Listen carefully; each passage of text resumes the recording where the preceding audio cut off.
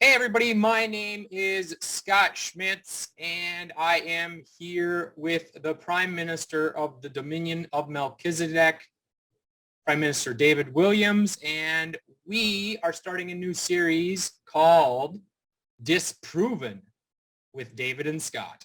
And the reason why we are doing all of this is because there's a lot of false information out in the social media sphere these days pertaining to governmental organizations, health, wealth, finance, basically you name it, you're getting lied to.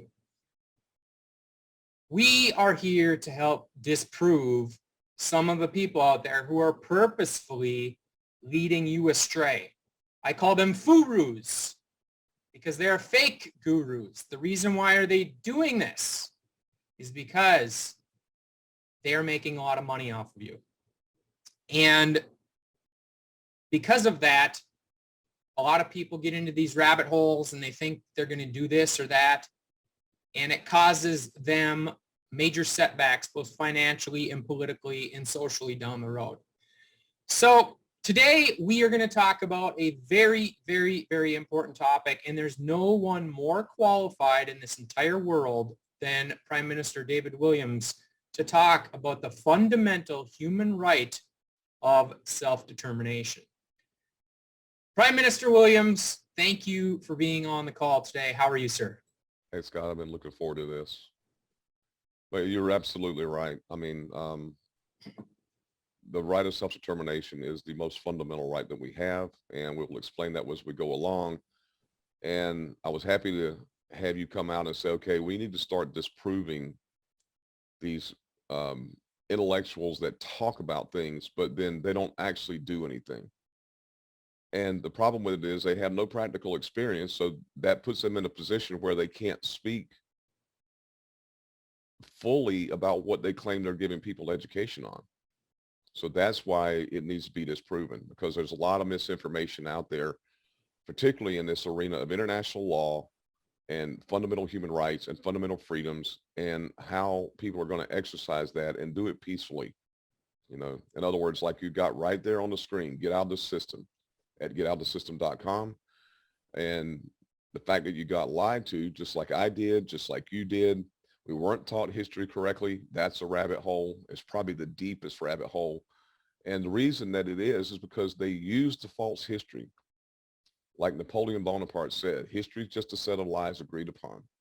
And so they use false history propaganda, as I call it, to keep people trapped into a, excuse me, to keep people trapped into a system where they really don't know what that system is, because they've been lied to about it their entire lives, just like you and I both were lied to about it. And we'll explain that as we go along.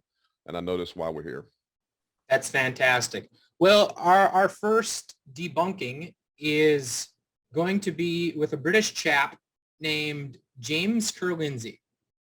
And Mr. Kerlinsey is an intellectual. I can't remember which university he is over in the UK. Nope, he's actually in Belgium. Oh, he's in Belgium. Okay, yes. He probably graduated in the UK, but he's in Belgium teaching. Yes, thank you for correcting me. Very well-spoken individual. I'm not demeaning him in any sense of the imagination as far as his personal character or whatever, but the information that he talks about in a YouTube video that we're going to play for you snippets of here in a second are simply just not true. And Prime Minister Williams will pull up documents that you can go get off the internet disproving Mr. Kerlinsey. So without further ado, I'm going to share my screen here, and we are going to play a little bit of Mr. Kerlinsey's video here. So the video is on YouTube. It says, "What is self-determination? The most misunderstood idea in international relations." That much is true. And the reason why it's the most misunderstood is because nobody understands it. So I'm going to play you the first 2 minutes just so we can get an idea of what's going on. Self-determination is one of the most misunderstood, if not misused, terms in international politics. In this video, I'm going to look at the meaning of self-determination, explain why it doesn't mean that every group that wants independence should have it.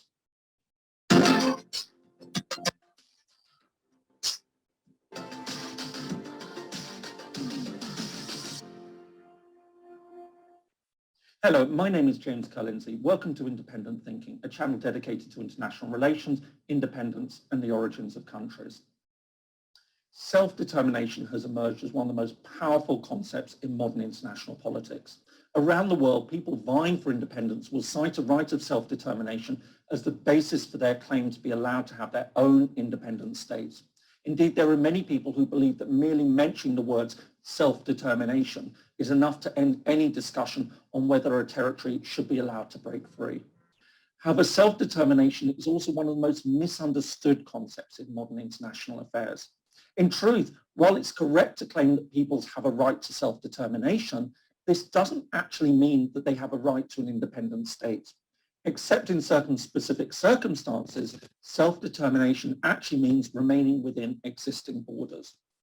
So I'm going to stop it right there, because what I want everybody to understand is what he just said about everybody not having the right of self-determination to form their own independent state is not true.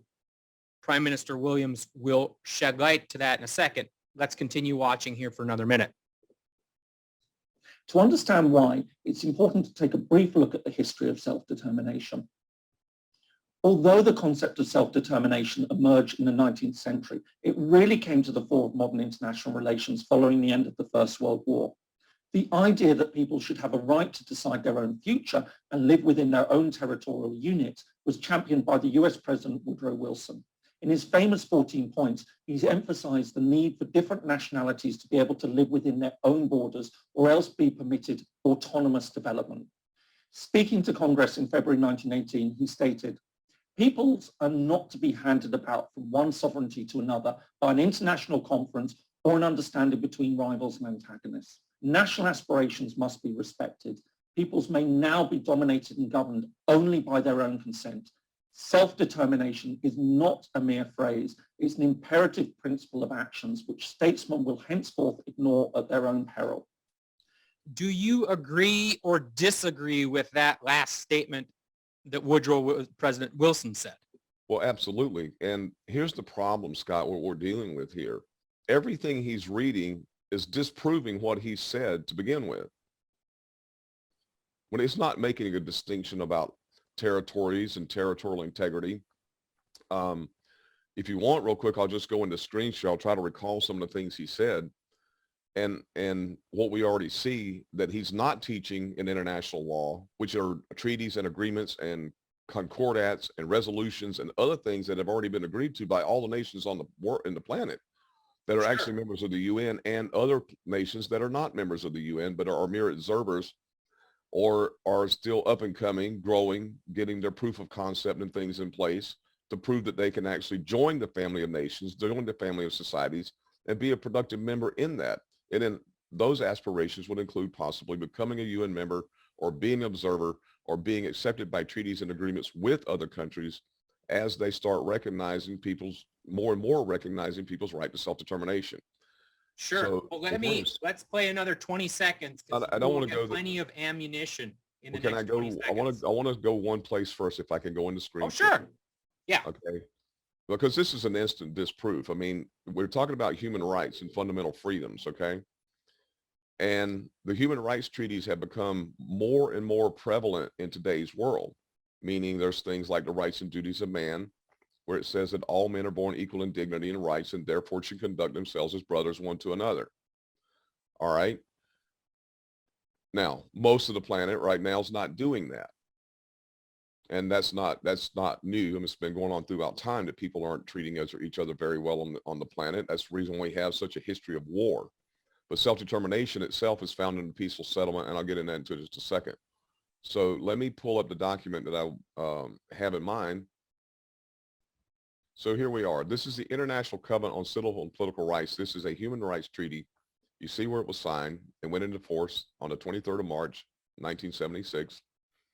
There are a lot of articles in here that the nations had to comply with. But complying with it means they voluntarily comply because they voluntarily agreed that these were the principles they were going to adhere to based on the UN Charter, which specifically pertains to peace and human rights.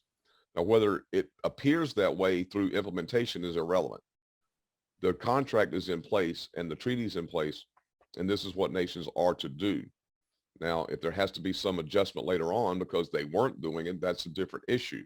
But it doesn't negate what's being said and what's actually being agreed to and signed into law, because all law comes from these agreements. It all comes from these contracts. And Article 1 specifically says all peoples have the right to self-determination.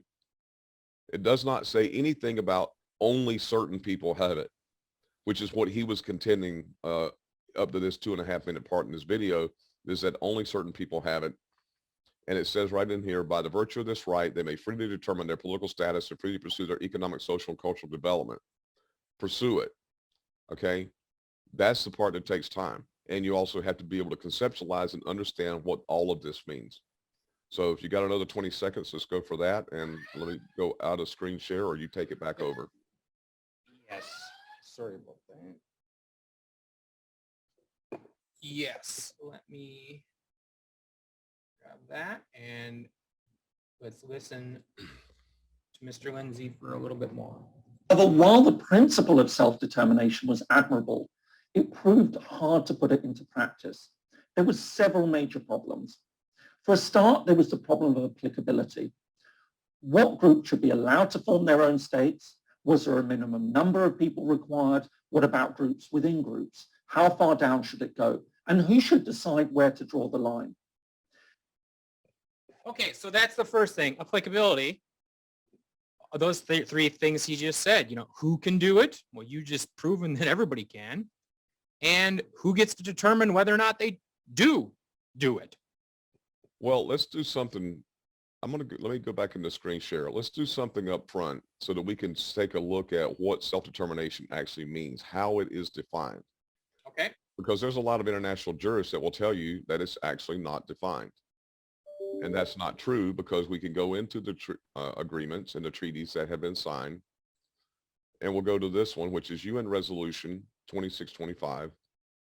They might call it a resolution, but it's still a global agreement. All right, signed by 193 nations. And this is a declaration on the principles of international law, friendly relations and cooperation among states in accordance with the Charter of the United Nations. And I wanted to kind of do this as a study. This is kind of like a work thing for us, okay?